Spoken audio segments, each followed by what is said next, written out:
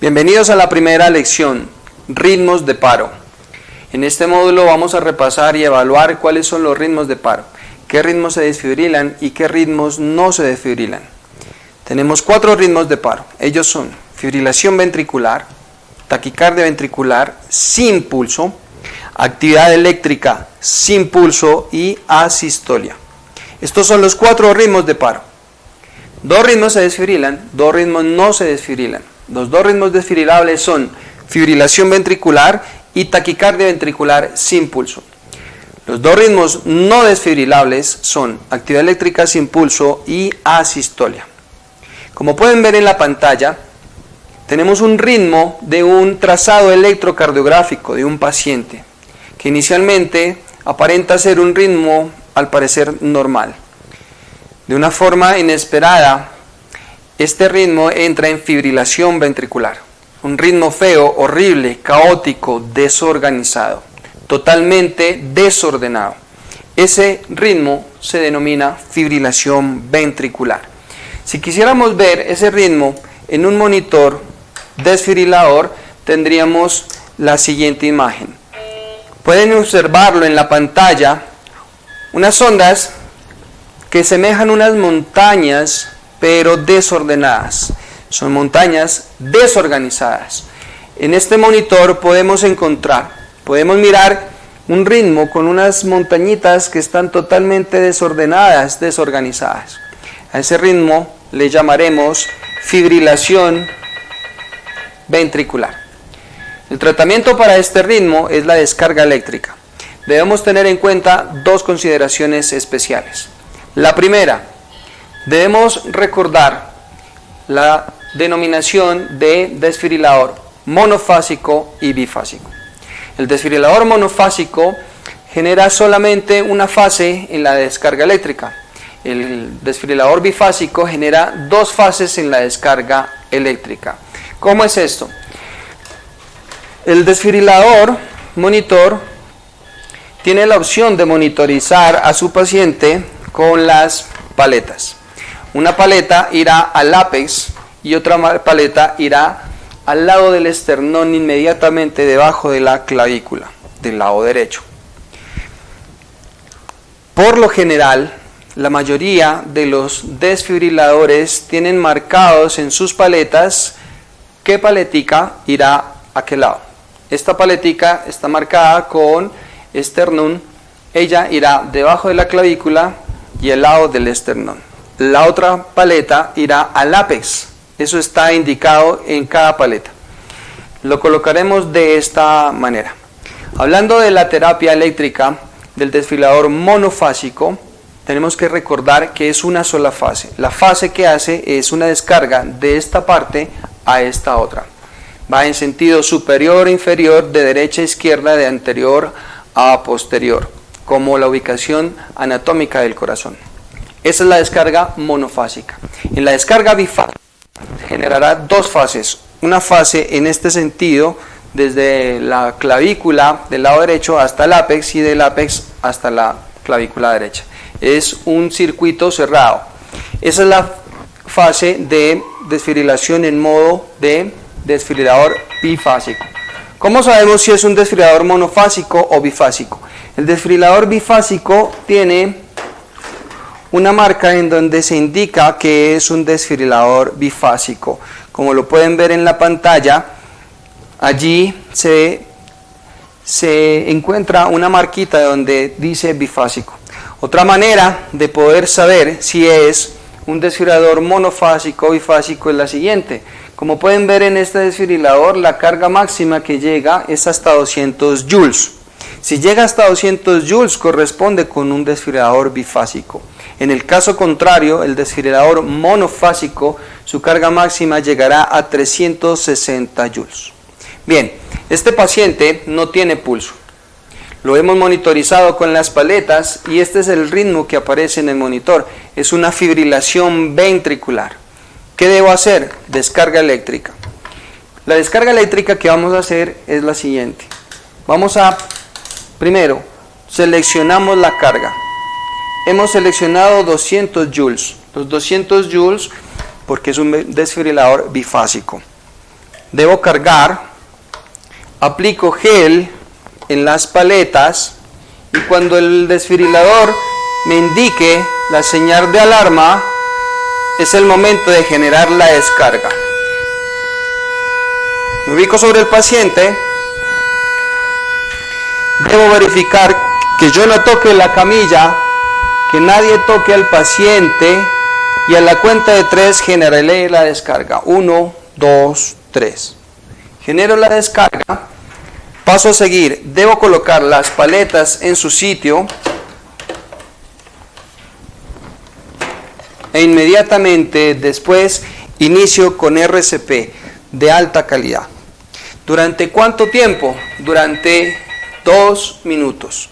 Durante esos 2 minutos, ¿qué debo hacer? Durante esos 2 minutos debo generar un acceso venoso o intraóseo. Si no es posible el acceso venoso, debo recurrir a otra herramienta, el acceso intraóseo. Debo monitorizar al paciente y debo dar órdenes claras y precisas a mi equipo de trabajo. Eso lo veremos más adelante. Siguiendo con la secuencia, entonces, tenemos un corazón fibrilando. Como pueden ver en la imagen, en la pantalla, estamos observando la fisiopatología real de un corazón en fibrilación ventricular. Como pueden ver, las cámaras auriculares y las cámaras ventriculares están generando unas contracciones irregulares y desordenadas. Eso hace que se estanque la sangre dentro del corazón con la incapacidad de poder ser eyectadas hacia la circulación sistémica y a la circulación pulmonar. El trazado electrocardiográfico que ustedes ven en la esquina inferior izquierda es el correspondiente a la fibrilación ventricular, totalmente desordenado, desorganizado.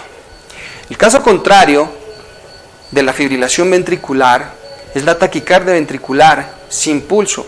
Es un ritmo, como pueden observar en la pantalla, pueden observar unas montañitas de complejos anchos. Realmente es el complejo QRS el que está ancho, pero la diferencia con la fibrilación ventricular es que esta es ordenada.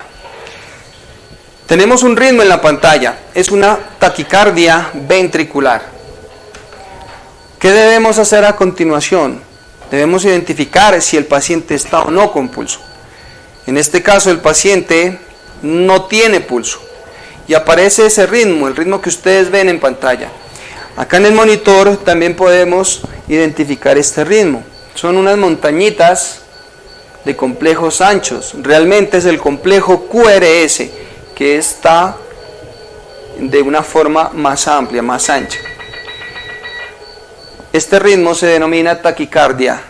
¿Y por qué es ventricular? Porque todo complejo QRS ancho viene de un origen ventricular hasta que se demuestre lo contrario. El paciente no tiene pulso, entonces estamos frente a una taquicardia ventricular sin pulso. ¿Cuál es el tratamiento de la taquicardia ventricular sin pulso? Entonces, es el mismo para la fibrilación ventricular. Terapia eléctrica. Tenemos un desfibrilador bifásico, entonces proseguimos a generar la descarga. Debo seleccionarla a los 120 a 200 joules.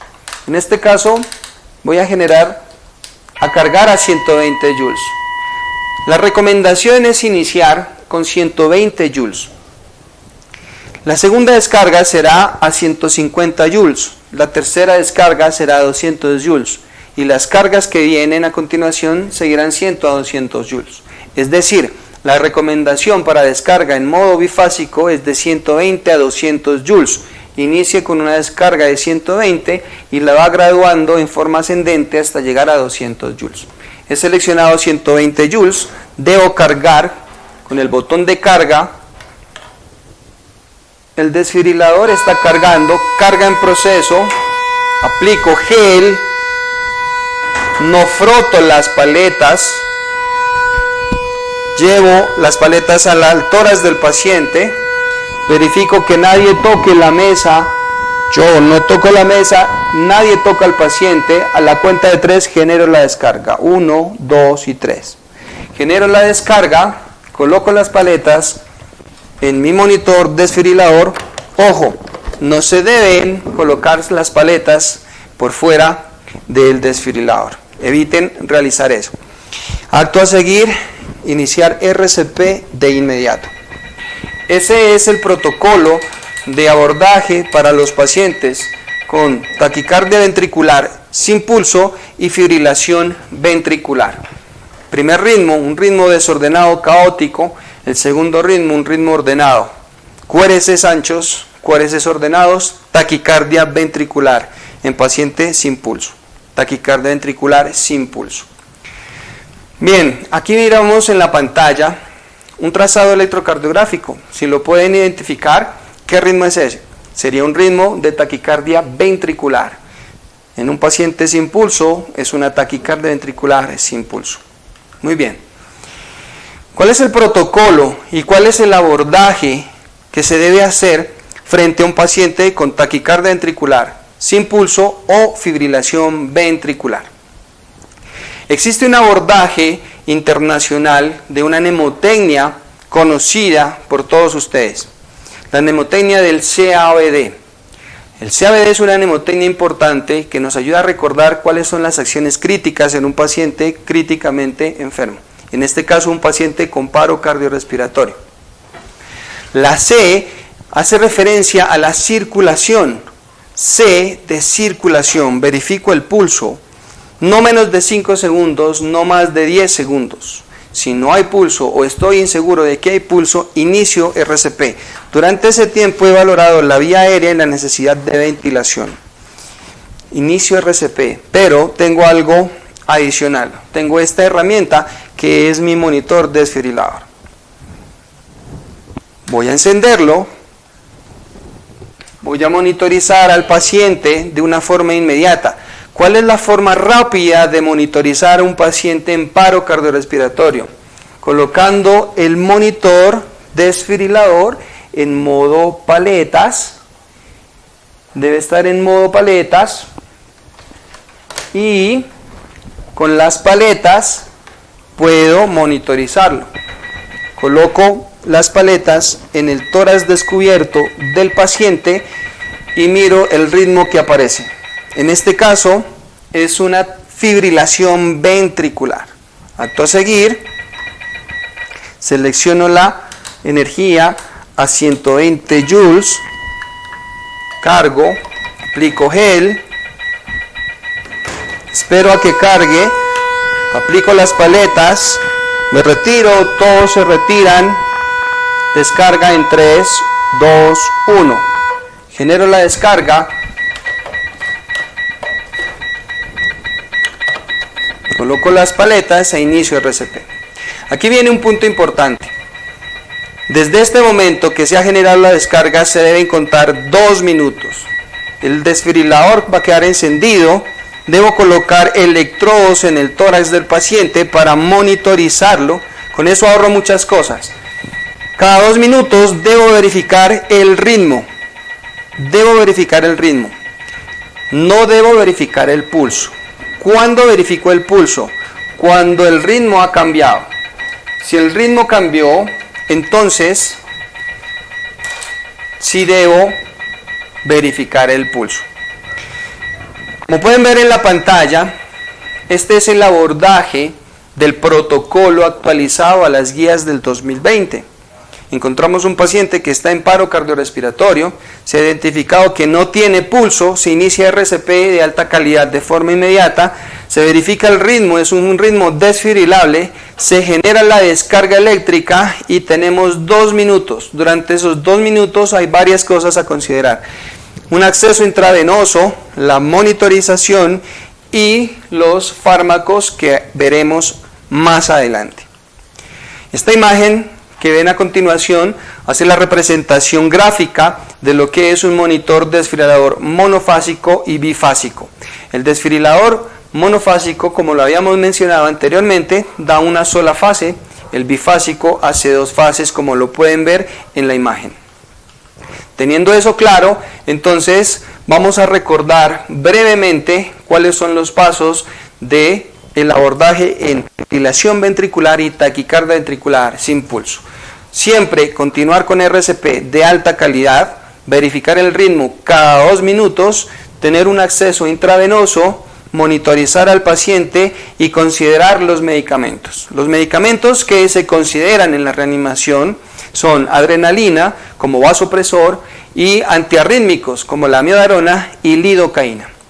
La dosis de amiodarona, la dosis de lidocaína y la dosis de adrenalina son específicas para el paciente en paro cardiorrespiratorio. Lo veremos más adelante y con más detalle. En la imagen ustedes pueden ver la dosis de adrenalina, 1 miligramo intravenoso o intraóseo cada 3 a 5 minutos. Si es necesario seleccionar un antiarrítmico, puede ser amiodarona o lidocaína. Amiodarona, dosis en paro 300 miligramos. Dosis posterior. Si voy a dar una segunda dosis de antiarrítmico de amiodarona, debe ser a la mitad, a 150 miligramos, a los 4 minutos. Solamente a los 4 minutos. Si seleccioné lidocaína, entonces la dosis inicial es de 1 a 1.5 miligramos por kilo. La segunda dosis será la mitad, 0.5 a 0.75 miligramos por kilo, a los 4 minutos. Recuerden dos cosas: adrenalina, 1 miligramo cada 3 a 5 minutos. Esta adrenalina se va a seguir administrando cada 3 o cada 4 o cada 5 minutos durante todo el proceso de la reanimación. Es la droga reina de la reanimación, no tiene dosis máxima en reanimación. En cambio, la amiodarona y lidocaína sí. Usted puede colocar una dosis de amiodarona y a los 4 minutos una segunda dosis. Y de igual manera con el otro antiarrítmico, lidocaína. Existen otros medicamentos, otros fármacos que se pueden utilizar en paro cardiorrespiratorio que los veremos más adelante. Ahora sucede que el paciente que estuvo en paro durante unos minutos, a los 2 minutos, o a los 4, a los 6, a los 8 minutos, he verificado el ritmo. Y el ritmo es un ritmo sinusal normal. O sea, cambió el ritmo. Verifico el pulso, pero en este caso sí hay pulso. Eso quiere decir que tenemos un paciente que ha restablecido la circulación espontánea. La terminología adecuada es decir que tenemos un paciente con pulso y que tiene ritmo de perfusión. ¿Qué debemos hacer a continuación? Valoramos la vía aérea, si está respirando o no espontáneamente. En caso de no estar respirando, debemos prepararnos para la intubación orotraqueal si no se ha realizado. Mientras se realiza el proceso de instalación de la intubación orotraqueal, debemos generar una ventilación con un dispositivo BBM conectado a una fuente de oxígeno a 15 litros y administrar una ventilación cada 5 a 6 segundos hasta que se pueda permeabilizar la vía aérea o ajustar la vía aérea con un dispositivo, sea de intubación orotraqueal, un dispositivo supraglótico. Debemos identificar los signos vitales plus. Los signos vitales plus son 10. Debemos identificarlos siempre cuando el paciente ha salido a ritmo de perfusión. Son 10. Temperatura, frecuencia cardíaca, frecuencia respiratoria, tensión arterial, glucometría, pulso oximetría, pupilas, Glasgow, llenado capilar, y si el paciente está consciente, valoramos dolor en escala de 1 a 10. Esos son los 10 signos vitales plus. De inmediato debemos ordenar un electrocardiograma de 12 derivaciones. Debemos identificar si hay alguna arritmia o si hay algún proceso isquémico que haya generado el paro cardiorrespiratorio. Hasta aquí tenemos 2 ritmos de paro: fibrilación ventricular y taquicardia ventricular sin pulso. Terapia eléctrica, indicada en modo de desfibrilación con un desfibrilador bifásico o monofásico. Los ritmos de paro no desfibrilables son 2, son los últimos: actividad eléctrica sin pulso y asistolia. No se desfibrilan. Por ninguna circunstancia se deben desfibrilar estos ritmos. La actividad eléctrica sin pulso es un ritmo normal, aparentemente. Pueden verlo en pantalla. Aparece un ritmo que puede ser normal, es un ritmo sinusal normal, pero hay una característica especial, que este paciente no tiene pulso. Tenemos entonces una actividad eléctrica en el monitor, pero el paciente no tiene pulso. Entonces estamos frente a una actividad eléctrica sin pulso. Actividad eléctrica sin pulso, entonces, ¿qué es? Es cualquier ritmo diferente a la fibrilación ventricular y a la taquicardia ventricular sin pulso en un paciente que no tiene pulso. Es decir, cualquier ritmo diferente a los dos primeros que vimos en un paciente sin pulso. Podemos tener una bradicardia sinusal, una taquicardia sinusal, un bloqueo auriculoventricular, un ritmo idioventricular en un paciente sin pulso. Eso es una actividad eléctrica sin pulso.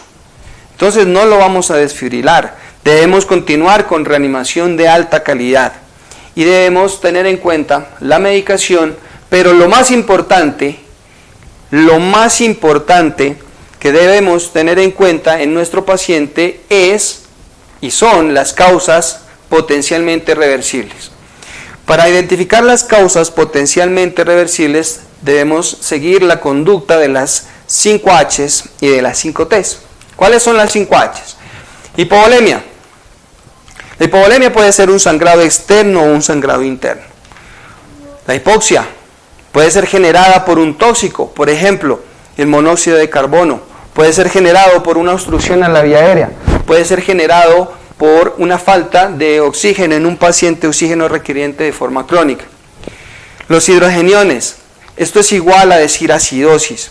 Las acidosis tienen unas causas por lo general metabólicas. Puede ser un paciente con falla renal, puede ser un paciente con cetoacidosis diabética, puede ser un paciente en un proceso séptico grave. También puede ser un proceso de intoxicación, puede ser una circunstancia de una intoxicación de alguna sustancia que llevó a una acidosis metabólica. La hipotermia es la otra H que debemos tener en cuenta y en consideración. Ojo, debemos indagar dónde estuvo el paciente y en qué circunstancias lo encontraron. Debemos tomar la temperatura, ojalá temperatura interna. La temperatura interna es la forma más eficaz de clasificar la hipotermia. Puede ser hipotermia leve, moderada o severa. La hipotermia severa es la hipotermia que está por debajo de 30 grados centígrados. Por eso debe ser medida con un termómetro interno o de una forma interna. Hipo e hipercalemia. La hipohipercalemia se define como hipocalemia, un valor de potasio por debajo de 3.5 mil equivalentes, o hipercalemia, un valor de 5 por encima de 5 mil equivalentes. La hipo e hipercalemia pueden ser secundarias a un proceso metabólico, por ejemplo, falla renal, diabetes mellitus descompensada o procesos sépticos. Es importante tener en cuenta estos datos en el momento de la valoración y de la atención y del manejo del paciente en paro cardiorrespiratorio. Ahora vamos con las T's. Las T's tienen 5 causas reversibles: tóxicos y tabletas, trombosis coronaria, trombosis pulmonar, taponamiento cardíaco o neumotórax a tensión. Tóxicos o tabletas. Cualquier tóxico de forma exógena o de forma endógena puede causar un desequilibrio hemodinámico en el paciente que lo lleva a paro cardiorrespiratorio. Es importante revisar la ropa del paciente, revisar con mucha cautela y con mucho cuidado los bolsillos, signos de venopunción en las extremidades superiores e inferiores, circunstancias extrañas en las cuales se haya encontrado al paciente. Trombosis coronaria. La trombosis coronaria hace referencia al infarto del miocardio. La única forma de saber si este paciente está en paro cardiorrespiratorio por una causa de trombosis coronaria es tomar un electrocardiograma de 12 derivaciones. Ese electrocardiograma de 12 derivaciones solo puede ser medido y tomado cuando el paciente sale a ritmo de perfusión, es decir, cuando ya tenemos un paciente con un pulso, no durante la reanimación. Trombosis pulmonar. Debemos identificar las causas probables o factores de riesgo que hagan que un paciente tenga mayor posibilidad de haber hecho un trombo pulmonar que lo llevó al paro cardiorrespiratorio.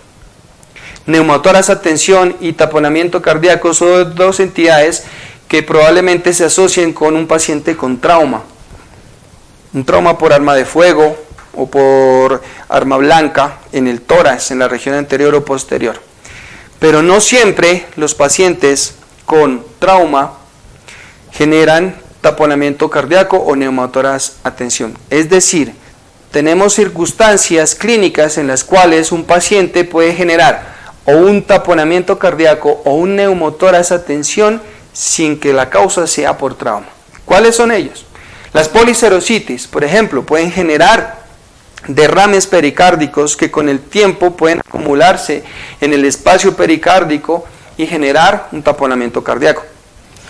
Algunas enfermedades crónicas como la fibrosis pulmonar, la enfermedad pulmonar obstructiva crónica, las bulas enfisematosas que se rompen o se estallan en el pulmón generan neumotórax a tensión.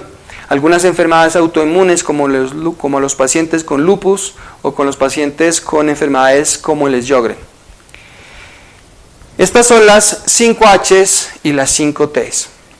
Es una mnemotecnia que utilizamos para identificar la causa. De nada sirve que nuestro paciente esté en paro cardiorrespiratorio, estemos haciendo RCP de alta calidad, administración de líquidos, de medicamentos y buena ventilación si no buscamos las causas. Nuestro paciente puede estar en el entorno de un neumotórax a tensión.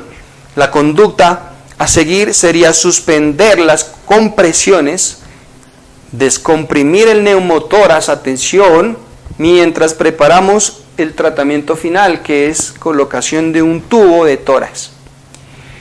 Estas son las circunstancias que debemos tener en cuenta en el abordaje de los pacientes con paro cardiorrespiratorio que están cursando con actividad eléctrica sin pulso o asistolia. ¿Y qué es la asistolia entonces? Antes de definir directamente qué es la asistolia, debemos tener en cuenta esto. Miremos la gráfica. En la gráfica podemos observar un trazado electrocardiográfico de una línea. A esa línea la vamos a llamar línea isoeléctrica. Línea isoeléctrica. Si en nuestro monitor desfibrilador lo que nos aparece es una línea, entonces, primer paso, no vamos a decir de inmediato que es una asistolia. Aquí tenemos una línea isoeléctrica. El protocolo de línea isoeléctrica es el siguiente. Vamos a verificar que el equipo esté conectado. Si yo lo estoy monitorizando con las paletas, entonces debo asegurarme de que el monitor esté en modo paletas. Si, como pueden ver, aquí lo tengo en modo paletas.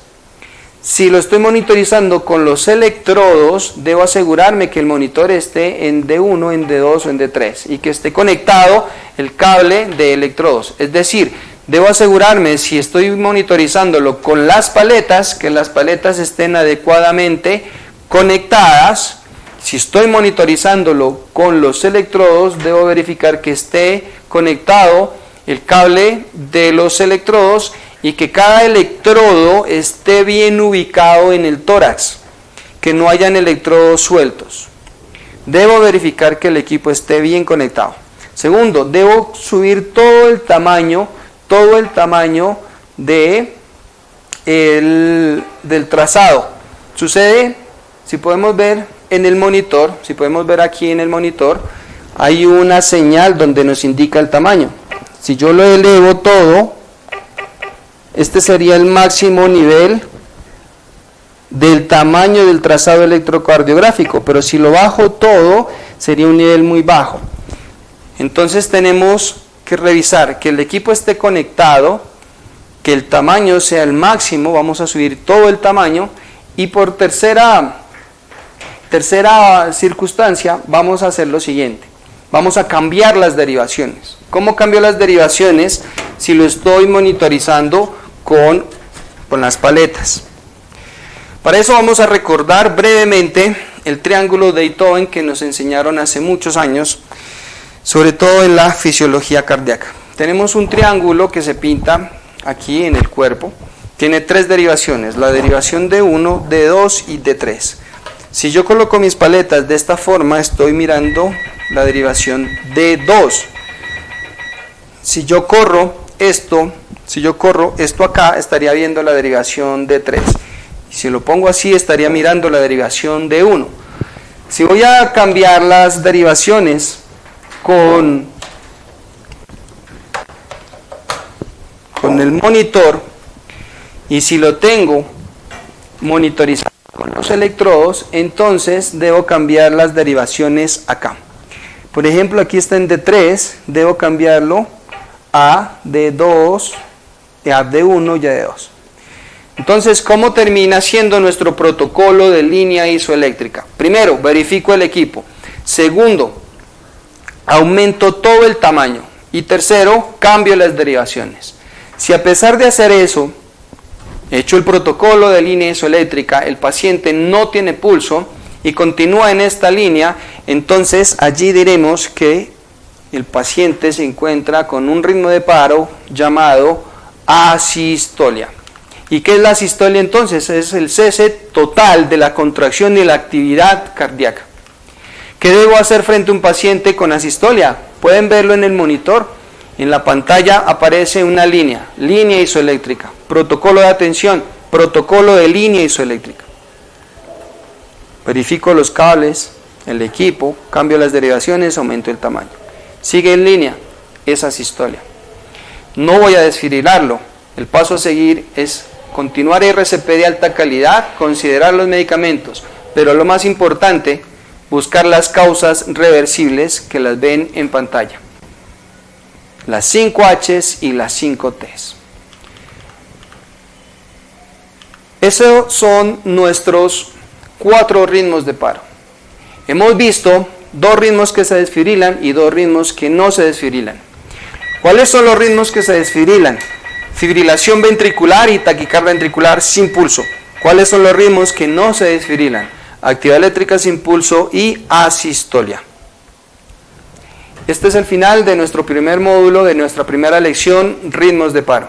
Más adelante y en la continuidad de los módulos haremos énfasis en diferentes y en otras herramientas que tenemos para abordar esto. Cuando veamos código azul, manejo y organizado del código azul, del equipo de trabajo del paciente con paro cardiorrespiratorio, cuando tengamos claro los fármacos que se deben colocar y las secuencias, armaremos todo el equipo y la reanimación cardio-cerebro-pulmonar será de una manera ordenada.